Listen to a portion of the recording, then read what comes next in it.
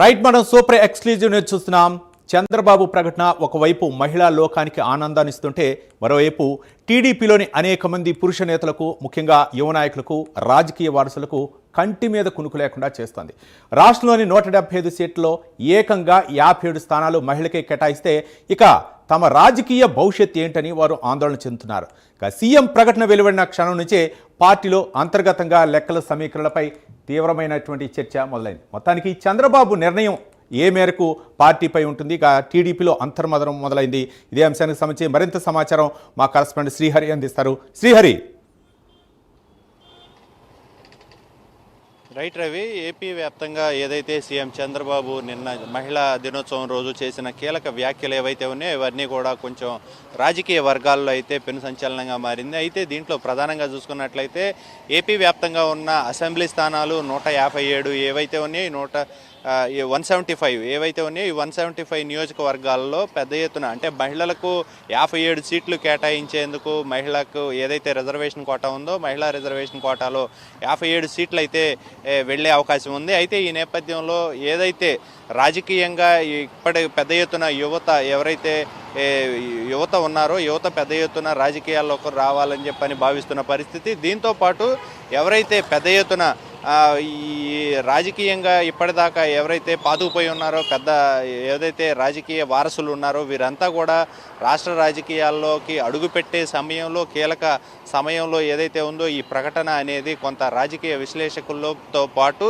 ఏదైతే ఈ రాజకీయ వర్గాల్లో కూడా పెద్ద ఎత్తున చర్చ అయితే మొదలైంది. దీంతోపాటు ఏదైతే కేంద్రం అసెంబ్లీ స్థానాలను అంటే జనగణన ప్రారంభం అయింది కాబట్టి జనగణన ఏదైతే ఉందో ఇదంతా అయిన తరువాత అసెంబ్లీ నియోజకవర్గాల రూపురేఖలను మారుస్తూ అసెంబ్లీ స్థానాలను కూడా పెంచే దిశలో కొంత తీసుకురాబోతుంది. అయితే ఈ నేపథ్యంలో అప్పుడు గనక చూసుకున్నట్లయితే ఆంధ్రప్రదేశ్ వ్యాప్తంగా పెద్ద ఎత్తున అంటే 250 నియోజకవర్గాలు పెరిగే అవకాశం ఉంది. అయితే ఈ నేపథ్యంలోనే అప్పుడు చూసుకున్నట్లయితే అవి ఇంకా మరిన్ని నియోజకవర్గాలు పెరుగుతాయి. కాబట్టి ఈ నేపథ్యంలో ఎవరైతే రాజకీయ వారసులు అదేవిధంగా యువత ఎవరైతే ఉన్నారో యువత కూడా పెద్ద ఎత్తున రాజకీయాల్లోకి ఇప్పటికే రావాలని చెప్పని ఒక పక్క సీఎం చంద్రబాబు పిలుపునిస్తున్నారు. ఈ నేపథ్యంలో ఒక పక్క యువతను కూడా పెద్ద ఎత్తున మంత్రి నారా లోకేష్ ఇప్పటికే ప్రోత్సహిస్తూ యువతకు పెద్ద ప్రాధాన్యత ఇస్తూ కూడా అనేక పదవులను కూడా రాష్ట్ర ప్రభుత్వం కట్టబెట్టింది. అయితే ఈ నేపథ్యంలోనే అటు ఒక పక్క మహిళలకు అదేవిధంగా యువతకు అదేవిధంగా రాజకీయ వారసులకు అదేవిధంగా